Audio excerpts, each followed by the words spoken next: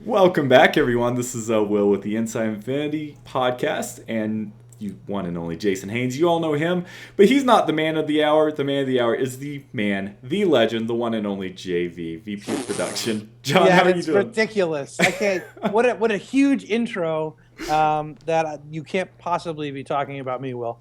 Well, no, let's be honest. I was actually telling my wife about this interview tonight, and I was saying, you know what, like, you're kind of a celebrity in the Infinity space. You have a great big personality, and that's a compliment. But you are the constant showman, and we speak about that a lot on the podcast. So I think it's an appropriate introduction. Oh, thanks, man. It's an honor and a privilege to be here and to be with you guys right now. And thanks for everything that you do on behalf of the team. I know that Brian Nelson, who heads up PR for Disney Infinity, actually listens to your guys' podcast every single week as he's driving into work. And he actually has been using it as a way to keep tabs on the things that I've been saying on social media because you guys talk about them. So, that's amazing. Yeah, not only, I mean, and whenever I'm working on stuff, I listen to you guys as well. So thank you for everything that you do on behalf of our team. Well, that's about the best compliment that we can get is that we're the JV report card for. Yeah, then you get an PR. A+. No, that's awesome. Well, we're glad. You know, we do this for a community, and we do this for the team as well. And so we're glad that the content we bring is good. So fun, and a lot of people listen to it. And I mean, the key thing is that for us anyway, it's like if you're not listening to guys like you, we don't, we might not necessarily be improving the parts of the game that are most important. And like Jason, you sent me a whole bunch of feedback in the past that I've passed along. No, but it's like this is good that I've actually passed along and brought up, like when we do like senior exec meetings on the team to talk about like what are people saying. It's typically me that is representing what I'm hearing from the community in those meetings. And so everything that you guys say doesn't fall on deaf ears. In fact, it's taken very seriously. So it's really, really cool. I mean, keep it up. That's why this is so important. Community is so important to us because ultimately it's our infinity, Well, that's amazing. And it kind of actually, we're skipping ahead a little bit, but I wanted to mention something that, so this is a pre-recorded show. Something that came up on the San Diego Comic-Con live panel that you all did just a couple weeks ago, and you brought on some very important figureheads from both the two of the biggest console manufacturers, Sony and PlayStation. So yeah. I saw Major Nelson in the audience before, and I didn't know he was going to be a guest on the show. And to be honest, he's been one of my inspirations for wanting to do a successful podcast. And so hearing how he, among others, has shaped the way you treat the community, you and your team treat the community, was something that to me was just great, because I think that it's too easy a lot of times to criticize, and a lot of times people don't think what goes into all of these different events and like the kind of chess moves that are involved when planning for them, what information's released when, and all that sort of thing. And the fact that the community is so important, and it's for someone who's involved in the community, I think Jason and I agree that your interactions and the importance the community plays in that role of communication between is just amazing, and it's thanks, awesome man. To hear that. Yeah, I mean, Comic-Con was interesting. It was in like the June, right around E3 timeframe, and things were crazy planning for E3, what the booth was going to look like, who we were going to be doing interviews with, what we were going to be showing, because as all of that was going on, and we were prepping a version of Infinity to show there. The team at Avalanche was also prepping the first version of Infinity to go to first party. Wow. So people understand from the development process, typically about 3 months out prior to a release date, you do what's called submission. And that's when you formally send the game into, in our case, Microsoft, Sony, and Nintendo, and other first parties that we're working with, like Apple and Android and other groups. But you send it in and you get them to look at the code, tell you things that, identify bugs that your QA team might haven't already identified, tell you any like platform specific things like, hey, by the way, on Xbox, we don't message when you disconnect the same way that PlayStation does. So all the language needs to be consistent in terms of how you do that. So as the team at Avalanche is prepping the game to go to first party for this big submission, at E3, we're in the process of trying to get another build that has all of the content that we have yet to announce. Because remember, we still have a whole bunch of announcements coming out. All of the content that we have yet to announce off of the build, because it's like we've become a big enough thing now that we know super fans will be able to be at, and I don't mean to sound pompous in that way. I see you laughing over there, Shelby. We've become, okay, so we've, I don't know, we've kind of become a thing, whatever.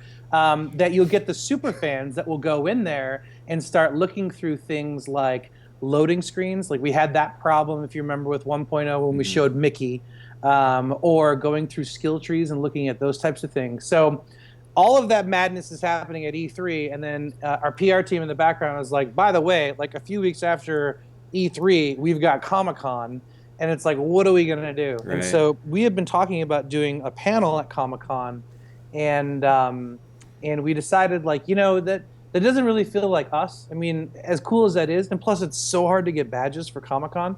Like we didn't even have badges. I had to borrow the president of our division's badge to actually go to the show floor to buy some stuff. I don't know if I could admit that. People are also shaking their heads in the background here. Anyway, so we decided to do a live stream instead. And so initially the thought was, hey, let's get some of the voice talent that has actually, you know, lent their voice to Infinity, whether that's the people from the animated series or the cast of Star Wars Rebels, et cetera, et cetera. And then what had happened is, like, people's schedules were so booked up and it was so difficult. And so kind of at the last minute, Nelson's like, you know, hey, we've got some fun things planned, but like in terms of guests, do you have any industry friends that might be able to be a part of it?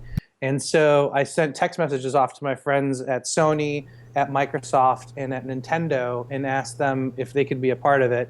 The Nintendo guys were obviously super busy, plus they've got a partnership with kind of another group. So they couldn't necessarily be a part of it. Larry had sent me a message and said, yeah, I'd totally love to be a part of this. And Adam and John Drake said the same thing. Brandon Jones with Game Trailers, who's a totally amazing Disney fan and big fan of Infinity, said that he was available. And it made sense, since Andrea is part of Game Trailers too, to have her on. So that entire cast, I mean, it's kind of how it came together. It was like last minute text messages to those dudes. It was like, hey, could you guys just come on, and we're going to play some games, and we're going to do a tease for a character. It'll be, you know, it'll be really cute.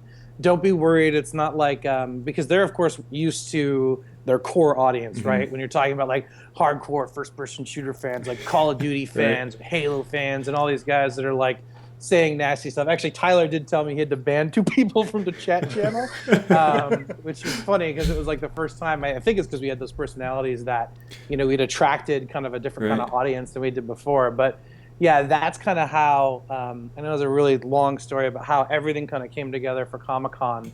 And I know that a lot of people were disappointed that we didn't officially reveal a character there. And I want to apologize for that.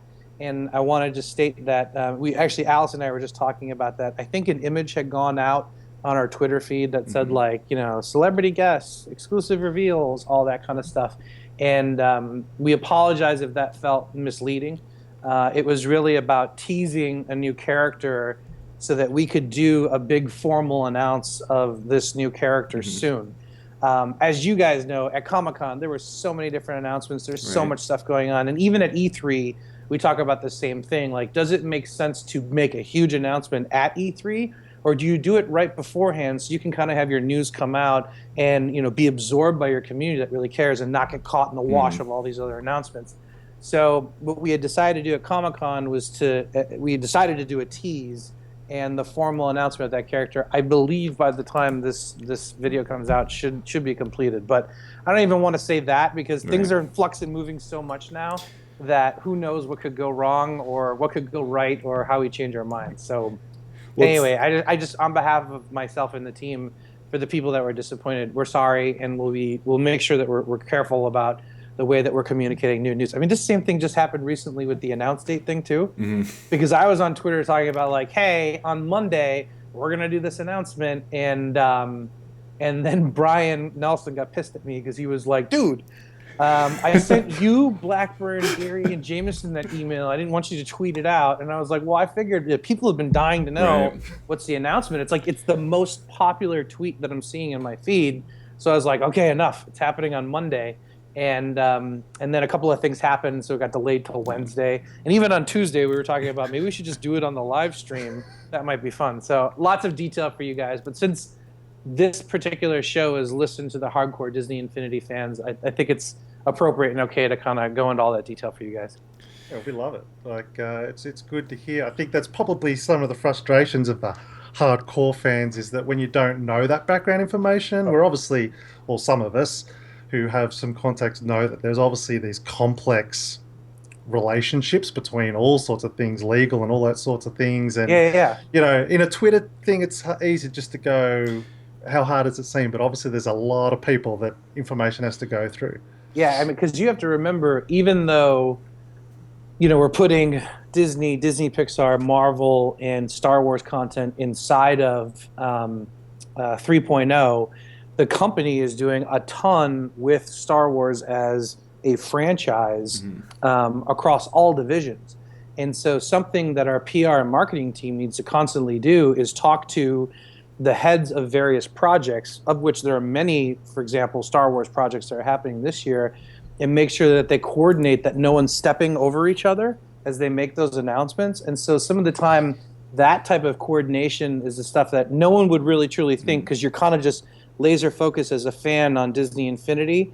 But that's, you know, part of the reason why there was so much back and forth about when we actually formally announced the game, when we formally announced the release date, and all that kind of stuff. So it's I always say that one day, long after Disney's fired me, I'll write the tell-all book of all the crazy stuff that we've been through. But it's been an amazing journey so far. Well, and it is a kind of a, I wouldn't even say a fine line. It's like knife edge, razor thin, where you're walking that line of how communicative can you be while still working within the constraints of, it's not just a single property. It's a huge organization with lots of different hands in the pot. And so you have to navigate, you, like on your side, have to navigate those waters, but at the same time you want to be communicative and forthright with the community as much as you can, and so it's like it's got to be tough, and I think that's why the response is what it is sometimes. So yeah, I mean, Brian and I laugh about that all the time, where I always say it doesn't matter if I'm telling the truth, and then he'll say to me, but you don't have to say anything. And this is where it's like, it's a funny thing, because for me growing up, all I ever wanted to do was make video games. And to be able to talk to a video game developer was like the most incredible thing when it finally happened for me. And so, you know, given how technology's evolved and how social we can actually be with each other, there's this thing that as a kid, I always wanted that. And so now that I am in a position where I can directly communicate with fans, and there are a lot of fans that are not only fans of our game, but, you know, want to be game developers themselves, I feel like it's my responsibility as a person to allow fans to have that voice and to communicate back with them all the time. Because, you know, ultimately you never know who the next big game designer is, or who the next big fan is, or and who really cares. I mean, what you really want is for people to be happy and love, you know, what they're playing, what they're doing, and who they're becoming. And so that's part of the reason why I spend so much time you know, involved in the community stuff, which is not like, that is not typically my, it's not my day job. I do most of it actually. I wake up, normally when I wake up, I roll over and I look at my phone and I'm like, okay, let's see what people are complaining about today. Oh, you know, there's Pix8 awesomeness asking for Oliver and Dodger again. Oh, there's Rufus Hewitt, you know, asking about, like, I can go through all the names. That's amazing. Yeah, and then, you know, there's a lot of people that have questions. There's a lot of parents on there too. They're like, hey, I'm just getting into this. You know, how does this work exactly? And so the I'll answer do that. is listen to Inside Infinity podcast. Yeah, exactly. I should. I love it. Sometimes, like the other day, I got so frustrated, but I held back. I got so frustrated. I was like, I should just shoot a series of videos on YouTube And when someone asks me, like, are you going to add more Marvel characters to Infinity? Just send the link that's like, infinite possibilities. Like, we're always adding more characters. See how many hits that gets. I love it. But then I obviously refrain from doing that. I try to give everyone, a moment to talk to someone because I knew how important that was for me growing up. Well, and so much of the community is tuned into your Twitter feed and your account that I love seeing the community and kind of band together and answer a lot of those questions as well. It's just that's what that is the coolest thing in the world. Like when Pirate Steven or Mighty Jidus or you guys are, before I even have a chance to respond, you've responded. It makes me feel so good as a person because it makes me feel like people have my back. And I know that like maybe that sounds weird, but I can't do it all the time. So to know that there is a community that's around us that's like, hey, I'm an ambassador of this community, much like our mentors are, right? And, I stick up and I'm one of the most, well-known and renowned members of this community. I love the fact that you guys do that on behalf of our team. And I think that that's part of what makes the Infinity community is so much different than any other community that I've seen. You don't really, you don't see a lot of those brand ambassadors in different communities. I mean, for sure, in some of them, they're there, but in the kids and family space, I don't think you see this at all. And I think that that's something that makes us really special as a team, all of us as a team. Yeah, it's a testament to the game, I think. I mean, something that stuck out to me is you're saying as a kid, meeting the first time you met a developer and now you're talking to future developers. How ironic is it that in your game essentially you can be a game developer, and that's quite the cyclic cycle there. So yeah, in our game, in our game, yes. Yeah. So I know this is a question that Jason has been dying to ask. So first off, congratulations on your relatively recent promotion to VP of Production. That's awesome. Could you just? We have no idea what it is, but it sounds super impressive. Thank you. What does a day in the life of a VP of Production look like? It looks pretty crazy. So typically it's about every morning I wake up at around 5:30 or 6. I'll do a quick workout, and then I'll be answering tweets from fans. And I do that until about 7:30 every day, and then John Blackburn calls me on the phone on his way in, and we coordinate the rest of our day together because he's based in Salt Lake and I'm based here in Glendale. And so we'll talk about all the biggest issues right now that are across our business. So we'll talk about what's happening at development at Avalanche. We'll talk about contract extensions and negotiations that we need to do with the external independent game developers that we're working with.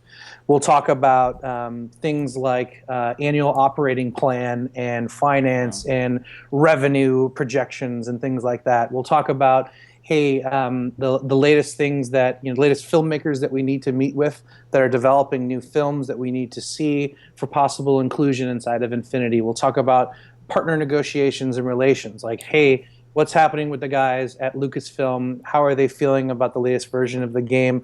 When's the next time we're going out there? And then do the same thing with Marvel, do the same thing with Pixar, do the same thing with Jerry Bruckheimer and Tim Burton, go through all of those different things. We'll talk about what's the latest with retail, and what's happening with our retail teams, both in North America and Europe. We'll talk about finance. We'll talk about marketing. We'll talk about PR. We'll talk about upcoming events and travel that we need to do together. And so basically every single day, John and I kind of do, those are most of the facets of our business. John and I will do a battle plan from about 7:30 to 8 o'clock, 8:15 every morning. I have my coffee. He's driving in from his home in Salt Lake to work, and we kind of go through the day. And then basically we divide and conquer. He spends a lot of time with all the various game directors at Avalanche that are helping manage some of the different external developers. I have producers on my team here in Glendale, because I'm located in LA, that are working on things like the iOS, the Android version. They're working on various ports for different emerging markets, like we're bringing Infinity to China, bringing Infinity to Japan.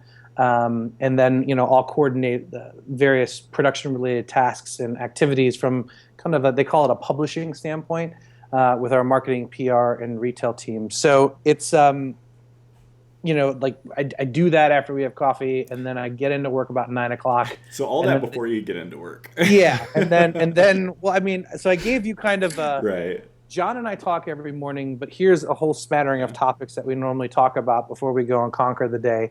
And then, work will start at 9 o'clock, and it'll be everything from, just back-to-back meetings to reviewing milestones that just came in from the different developers to talking to people about, whatever it is, performance issues or technology. For example, so one thing that any producer in the video game industry will tell you is the reason why it's really an exciting job is because it changes every single day, and you are literally running around with your head cut off. So I thought it'd be fun. Let me see here. I'm going to take a look at actually what my schedule was like today, and I'm going to tell you exactly what I did. So from 9 to 10 o'clock a.m., I had a conversation with our European team about ratings. From 10 to 11 a.m., I had a meeting with my entire staff. It's called the Infinity Hit List. It happens every Monday. We actually go into we go into a room here in Glendale. It's called the War Room, and it's under lock and key because there's unannounced characters and prototype stuff in there and development stuff in there. But basically, my team, all the heads of QA and members of the marketing and PR team come in there, and we basically review every kind of vertical portion of the Infinity business. And what we do is, up on the wall, I have what's called a heat map. And so we've got things like Infinity Console, Infinity PC, Infinity iOS, IGP development, hardware development, you name it. We have it up there on this big, gigantic whiteboard. And then depending on how hot the issues are, it's either green, yellow, or red. And then there's a content owner for every bucket of work that we have to do. And so I'll stand up. It's kind of like TMZ almost. I'll stand up and I'll be like, hey, Ryan Rothenberger, what are you working on? Let's talk about what's happening with the Marvel playset. And then Ryan will sit there and he'll go down, all the different things that are happening. And since most of the core team that works on Infinity is there, there's this huge open line of communication, and everyone's talking back and forth and coordinating. Cool. And that basically sets up the week for what everyone does. So I did the hit list this morning. And then from 12 to 1, so I had an hour break to actually do emails. I'm at 450 left to read here. From 12 to 1, we did a Toybox TV pre-production meeting today. Then from 1 to 2, I had time to do emails again. And then from 2 until 4, we had the senior staff meeting. Then I went and shot a couple of episodes of Toybox TV. Then I came in here to do the 100th podcast, and that'll be 6 o'clock p.m. I'll probably go home tonight around 8 or 8:30. I'll have to do emails and stuff, and we're in the throes of submission. So I spent a lot of time on the phone with Microsoft, Sony, and Nintendo during those times I was saying I was doing email and stuff. A lot of that time was not only like doing emails, but like we were asking for waivers for bugs that they found so that we can make sure we hit the street date and all that kind of stuff. So that was yeah, that was Monday. Tomorrow I'm on a flight to New York for the rest of the week. I've got meetings booked with Marvel, and I've got there's like a blogger bash thing that's happening. Sony's having a big event, so I'm going to be there to talk with various members of the press about Infinity, and then get some good business meetings done while I'm in New York. So, wow, yeah, it's crazy. But yeah, what does a VP of production do? It's like, I hate to sound cliche, but it's like you wear multiple hats, but that's kind of what it is. It's a fun job, but it's a ton of stress. Well, yeah, I can imagine. Yeah, it sounds like. I mean, is this kind of that timeline? Is that kind of normal for? Are you still kind of in considered crunch mode, or is that just the normal day? Is it? For me, that is. It's a normal day. Wow. I've been at a breakneck pace here for a while. That's why it's like John and I actually, one of the things that we talked about this morning was he needs a vacation and I need a vacation. and so we're trying to coordinate it so one of us are at least on vacation. Wow. So I think he's going to take the last few weeks of July off, and then I'm going to. I have to go to London at the end. Well, I have to go to Microsoft first, then I go to London for meetings, and then I go to Gamescom, and then I come back on a Sunday from Gamescom, and we've got Summit the following week, and then D23 that weekend. And then at that point, I think I'll collapse for a few weeks.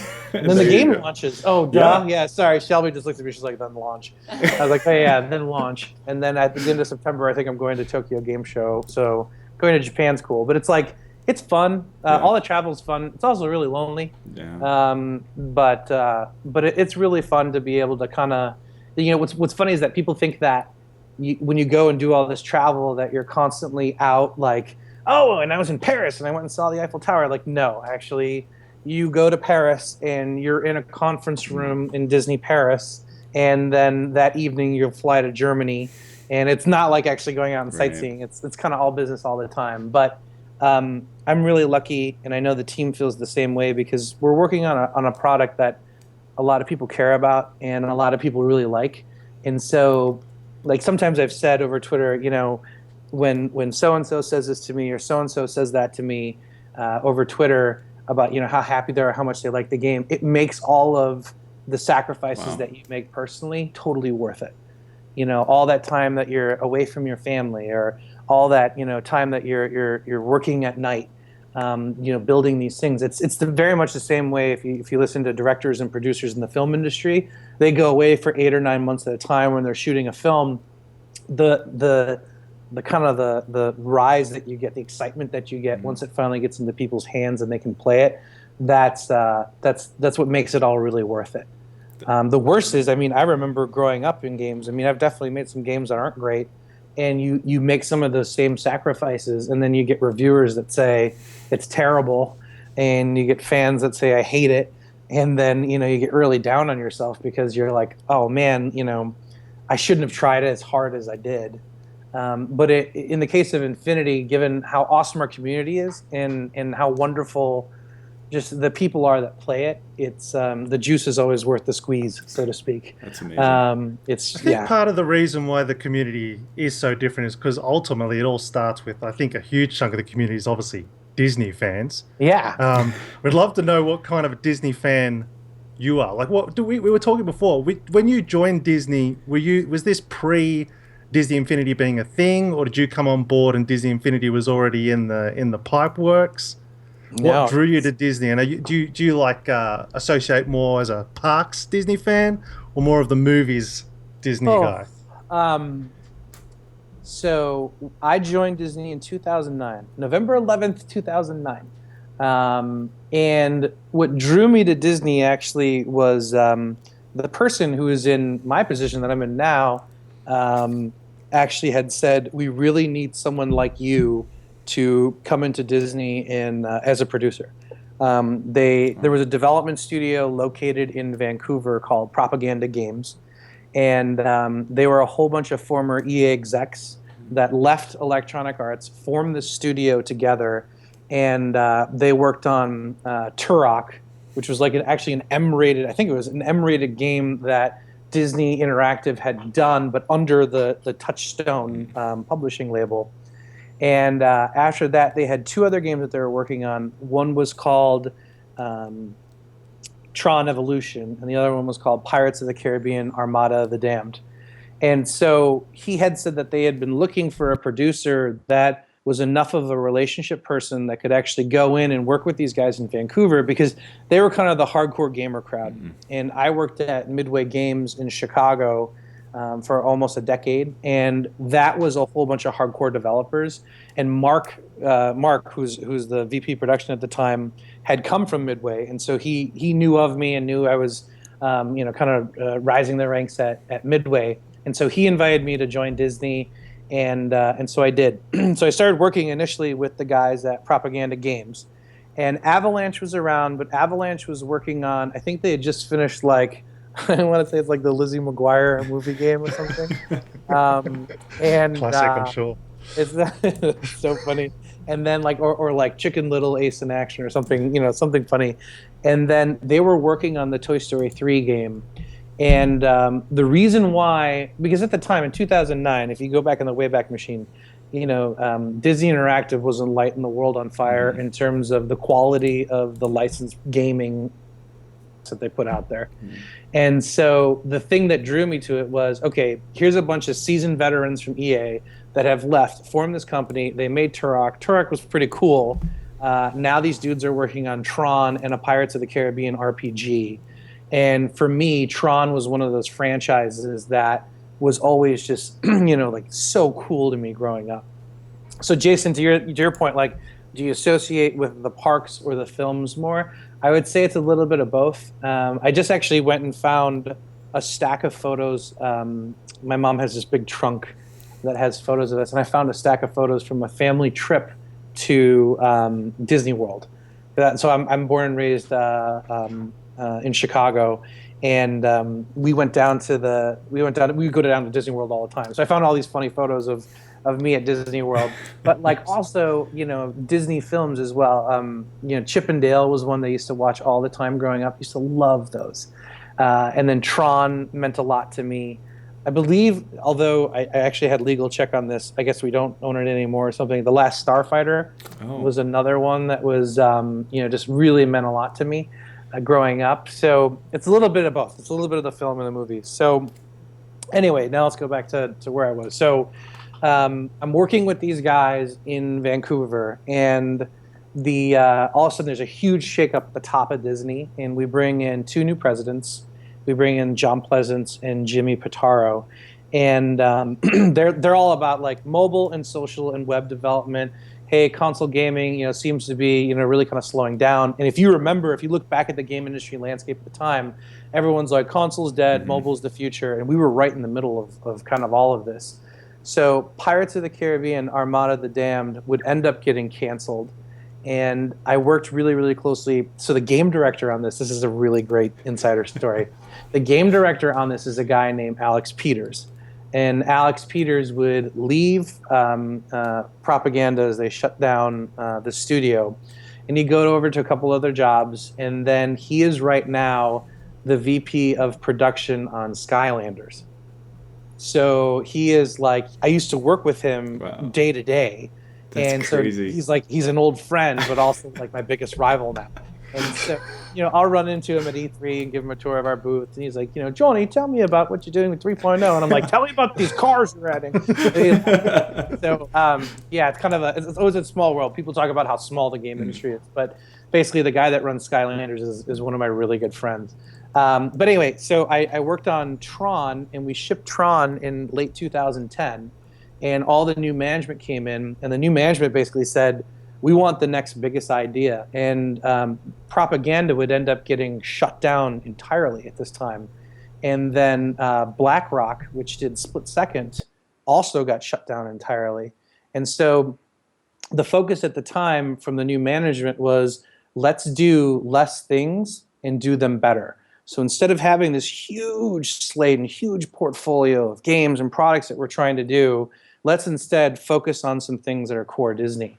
And so with Propaganda gone, I was kind of a producer that really didn't have a home.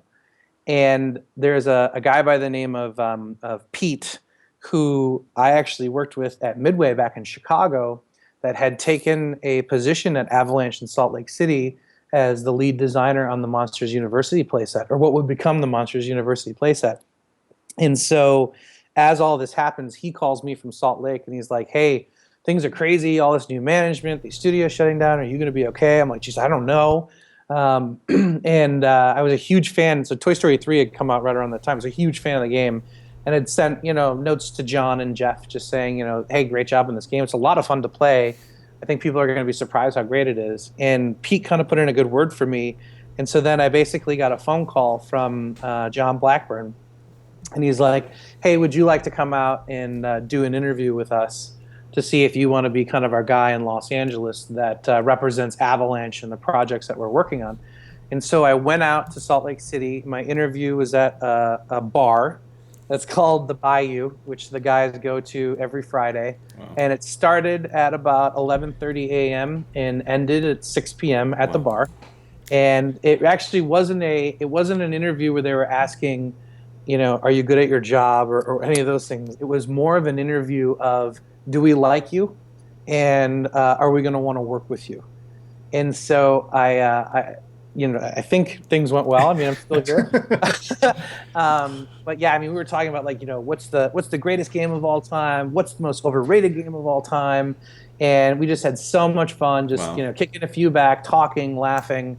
And so that's when I was introduced to what was known at the time Project Toy Box. And basically, they were creating the spiritual successor to the Toy Story 3 game.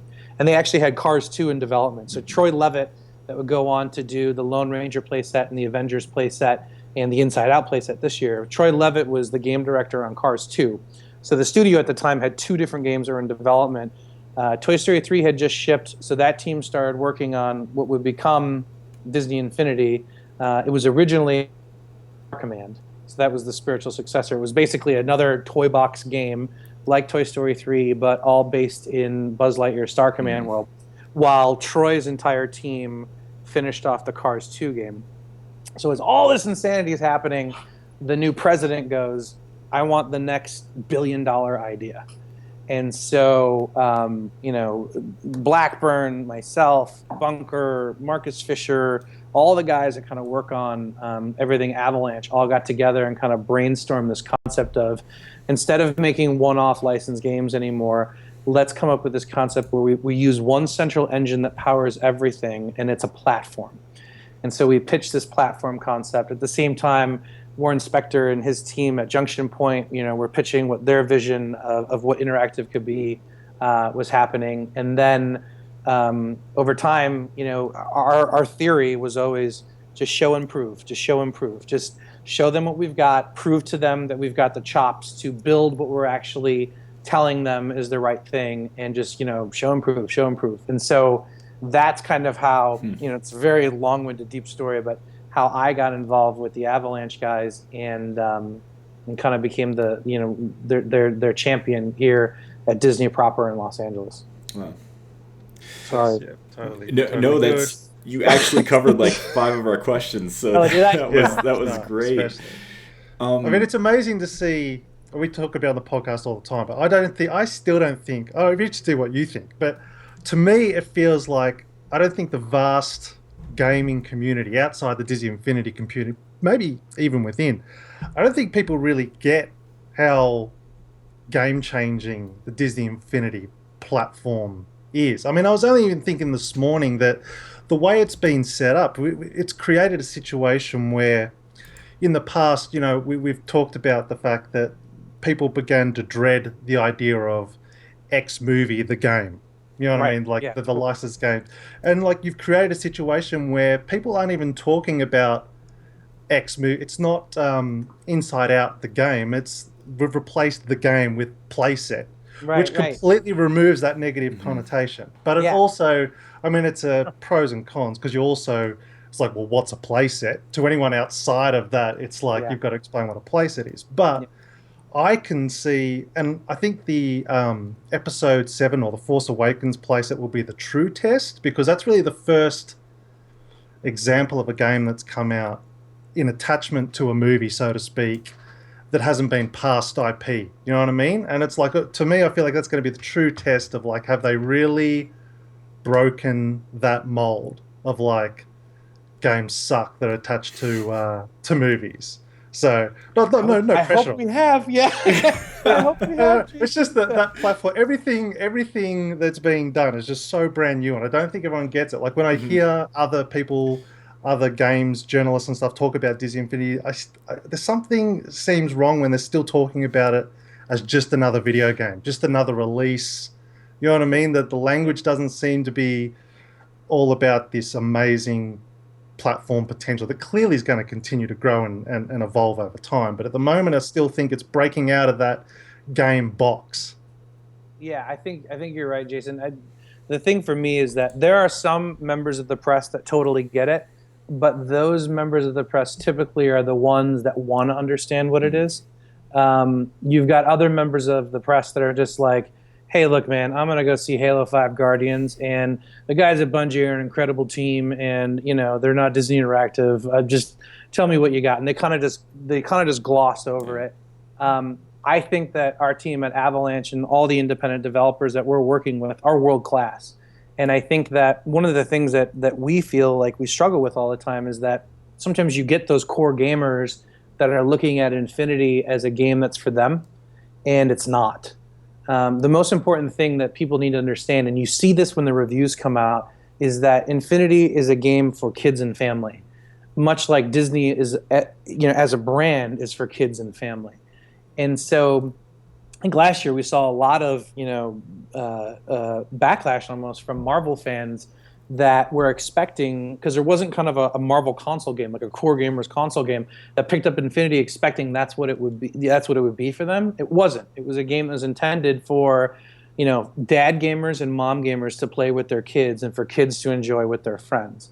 And more often than not, if you look at the reviews where someone has actually played the game with their kid, you actually see that those review scores are higher than some jerk that plays the game by themselves and doesn't understand, it doesn't put the filter on that. Okay, ultimately this is a kid's game. And Jason, to your point, I feel like we're still trying to break the mold of not only explaining what the concept of Infinity is, but then also at the same time trying to explain to people that this isn't a game that's intended for the audience that's into Call of Duty or the audience that's into Mortal Kombat. This is a game that's for everyone. And this year, for example, those core gamers, you've got it. Go play Battlefront. Don't go play my game. If you want to play it, great. But go play Battlefront. We have that core gamers Star Wars experience. But for the gamer moms and gamer dads, and even kind of the young at heart, like you guys are, that are like, look, I don't mind playing a game like Infinity. I don't mind playing a game like Lego. Those games are great. Infinity is an option there. It's for people. And so it's interesting that you picked that up, because it's definitely something that we talk about all the time. And we always try to make sure it's clear in our messaging, especially to the press, that this is ultimately a game like the Disney brand for kids and family. Well, in a similar vein, we have to give props for, obviously everyone's enjoying the Toy Box TV, the Toy Box TV Live. It's clear we're along for the ride. You're clearly making it up as you go. Totally making it up as we go. We're going to speak about it in the podcast today after this show. Although if you're watching this, we spoke about it a couple weeks ago. But in reference to the Comic-Con one and stuff, is that something? Because clearly you guys are doing that. You don't have to do that. Everyone, that's sort of like the bar that everyone sort of these guys don't have to communicate to us fans in that way. But is that something, do you think, that you want to see continue to evolve? Because obviously one of the issues with it that I've seen is that it's really hard because of we know from our podcast, most of our listeners are 30 plus years old. Well, not most of it, you know what I mean? It's how do you create a show?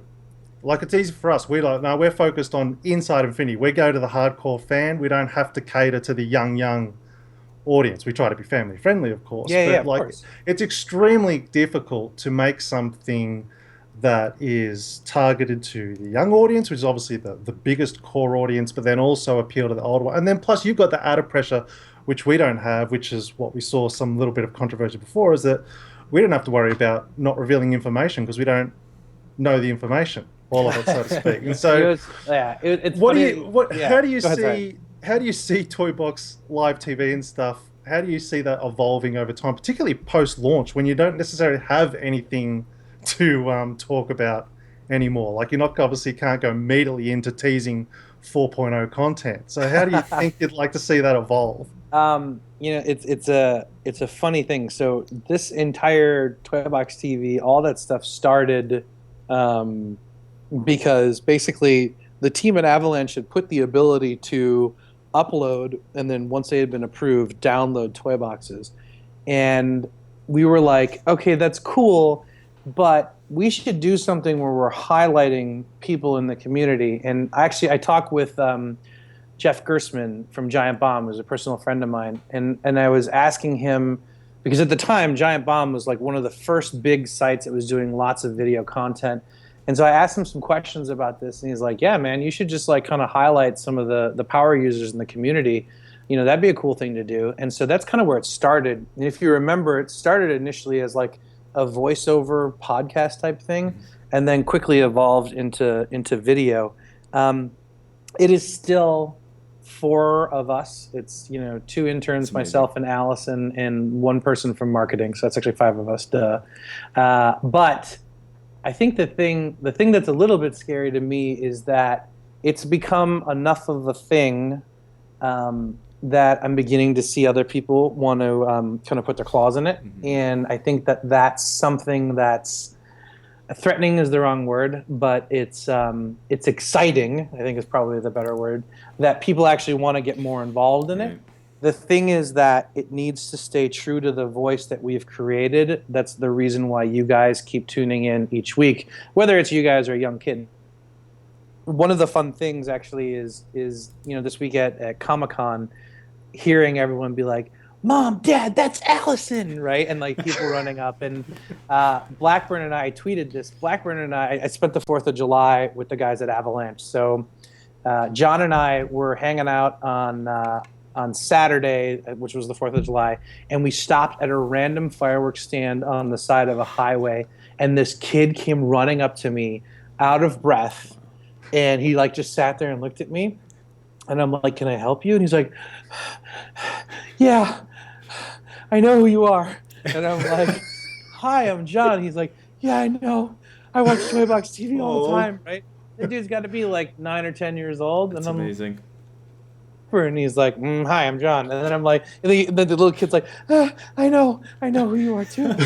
And he's like, "I'm such a big fan of Disney Infinity." And I'm like, "How come you're out of breath? Did you run over here?" And he's like, "No, I'm just really nervous to meet you guys." Oh, and I was like, "Oh my goodness." And then, so we went and we took a photo together, and it was that moment. Again, it's one of those moments that makes you realize like it's all worth it. I think that the thing is that, we never expected this to be anything. It still really isn't anything. I mean, you look at like Maker, which Disney acquired. You look at guys like PewDiePie and all these guys, Stampy, and they all have like millions and millions of views. That's all cool. We do it strictly organically for you guys, and it's cool. I mean, we're got guys from Channel talking to us about hey, how can we get more involved with some of the stuff that you guys are doing with Toybox TV? And we've got retailers saying, like my friend Sergio, who works at Toys R Us, he's like, "Man, we'd love to host Toybox TV, with like do a special Toys R Us one." And so it's kind of fun how it's becoming a thing. In terms of how it evolves, this year one of the things that we did, we've actually integrated it into the game client, which I think is really exciting. But what I want to do more of is that, we had Evilos on Toybox TV Live just recently. I love actually having members of our community on there, because my big thing this year is I believe that this isn't my game or Avalanche's game or Disney's game. This is our game as a community. And I've been saying that, and I'll be saying that more, because I believe now that it's gotten big enough that we need to really listen to each other and determine what it is that we want Infinity to evolve into and to become. And so I think that, as part of that testament, it's about having those members of the community not only just highlighting the amazing toy box designs that they create, but actually having them involved in the show. And this is going to happen right before Summit, right? Yep. So there's going to be an incredibly special activity that we just got done planning at Summit that will be the first time I would say that, I don't want to give away too much, but there will be incredible direct influence on the project at Summit. And it's part of our testament that, this is our Infinity together. So I think that but like just tactically, just getting beyond all of like kind of the emotional stuff. Tactically, I'd like to see like some better production values. Like I still think it's kind of ghetto, and maybe that's part of the charm. But like even when I get done recording one of those, it'll be like let's count down the top 5, and then I'll go. It's like, what does it take to license some new music libraries? Like, come on, you guys. So I'd like to do that, and I'd like to, one of the things that we've been doing with Toybox TV Live. So Toybox TV Live started because, quite frankly, I started getting really frustrating with how cookie cutter Toybox TV was becoming. And so I talked to some of the PR team, and they were like, "Yeah, well, whatever. If you just did a live stream, no one could really control what you say." And so I'm You're like, getting light this in the bulb. background right now. And so it was funny because that's kind of how it started, and the feedback from Toy Box TV Live is incredibly positive, Wow. right? We're just getting like new format. This is totally how it should be. Really get to see your guys' personality. It feels kind of unscripted. And one of the things that I also think is fun is that, there's so many people now in the back, like Toy Box TV Live in terms of who's there has like 5 or 6 more people Yeah. than are there when we shoot a regular Toy Box TV. So that's why I love bringing everyone on so that you guys can see all the different faces that are part of making Infinity. Like we've talked about Avalanche and Sumo, United Front, Studio Gobo, Ninja Theory, all these different guys, but you don't know a lot of the people that are here in LA. And it's also interesting too, I think, when you look at the amount of girls that actually work on Infinity, and I think it's cool because our product actually, more so than anything else in the kids and family space, really speaks to a lot of female gamers. Like we had said when we finished the first Infinity that it was like a 55-45 split between boys and girls that were playing it. We went a little bit more blue with Marvel. It became more 60-40. But I actually think that part of that reason is because we have a lot of girls that are lending their expertise, their creative direction to Infinity as a game and as a brand, and it's helping attract a lot of different female players. And I think that That's that's amazing. something super cool that a lot of other developers in the game industry could learn from.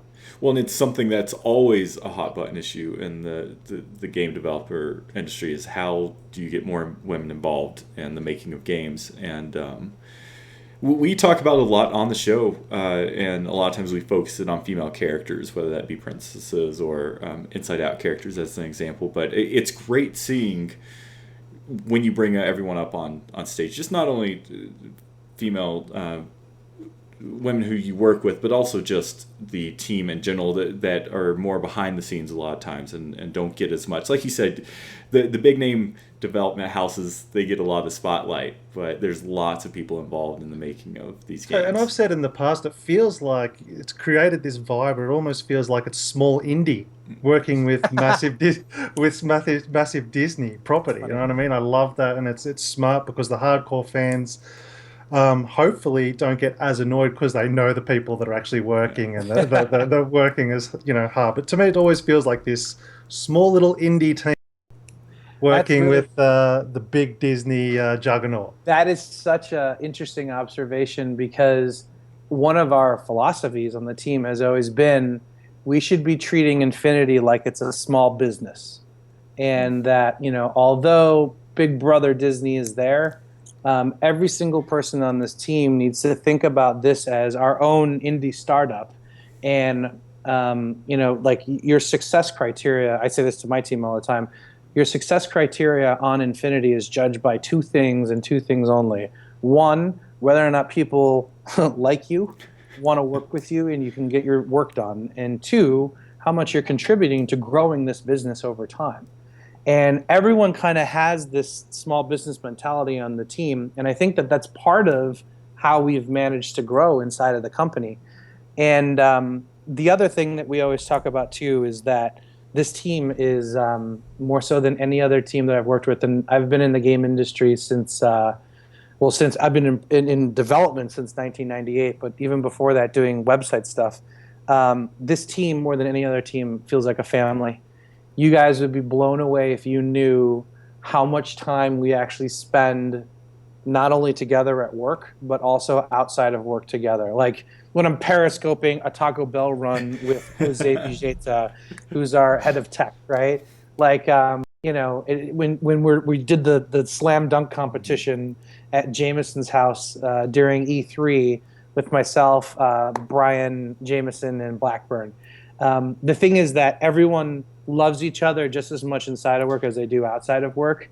And I think that that's important. It's something we actually learned from Pixar. Wow. So we have a pretty long, exhaustive interview process because when we bring someone new on the team, we have to make sure that this is someone that not only can get the job done, but is someone that we really love and care about and want to be here and want to grow with us over time. And I think that's a big part of the reason why at Avalanche and here on the Infinity team in Glendale, we've had, I think, like 3 people leave in the past 5 years. And Wow. I think that that speaks volumes to how much people enjoy it. We get HR all the time asking like, how do we take this vibe that you guys have on the Infinity team, bottle it up, and sprinkle it around the rest of the company? And it's funny. It's like, I mean, I'm looking over here at Shelby. Like on Thursday evenings, we do Thirsty Thursdays, and we'll have beers and we'll play Cards Against Humanity Oh my together. gosh. And we'll go and we'll play video games together, and we always go out to lunch together. And when it's some kids, some staff members' kid's birthday, we send them presents, and we always sign thank you cards and all that kind of stuff. So it's just it really feels like not only like a small business, like you were talking about, Jason, like an indie developer, but it's also very much a family. And it's important for us to maintain that, and also try to do the best that we can to maintain humility and be humble. Because even though we're successful right now, that's right now it's just a moment in time. We need to continue to rely on each other to grow the business over time and make exciting stuff for our Infinity community. Well, that's a good place for the game to spring from. Like if that's the product coming out of a mentality like that, you can't go wrong, really, can you? Yeah, you're absolutely right. Well, that's amazing. My final question was, where do you see Infinity going? But you know what? I think you kind of touched on that multiple times with this conversation, John. And we do want to be respectful with your time and get you. How am I doing? Okay, You're- wait. So I can. Here's what I can tell you because I can't actually tell you. We've done work on it. Well, no, sorry if I may. I don't mean like from your perspective, because the game has it. From reports, it wasn't known if it was going to be as successful as it was, and so from your point of view, no like idea.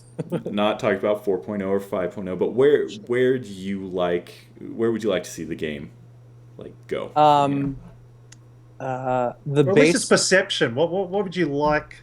You know what I mean? Not necessarily technically about the game, but how would you like to see the game be perceived? Similar to what we were talking about prior. Like, what to you? What would you define as Disney Infinity has truly made it? Or not to use the term, but like when would you think you've achieved that Minecraft status? Not in a comparison level, but you know what I mean. No, I know. Yeah, like what is it that you have to do? I mean, there's a couple of things. One of the things I find most exciting is the fact that there's that Disney nerd dad, William Sears, I think is his name, who's brought it in and used it as an educational tool. Mm-hmm.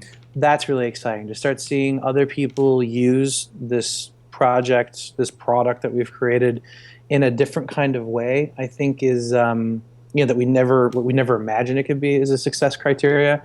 I think some of the stuff you're beginning to see this year with Infinity being integrated into the parks is really exciting, and also kind of as that expands over time, a success criteria.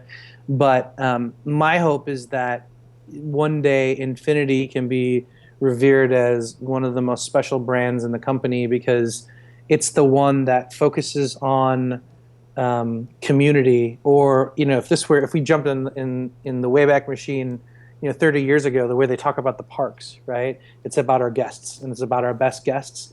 That's something that we try to bottle up and talk about all the time when we talk about the future.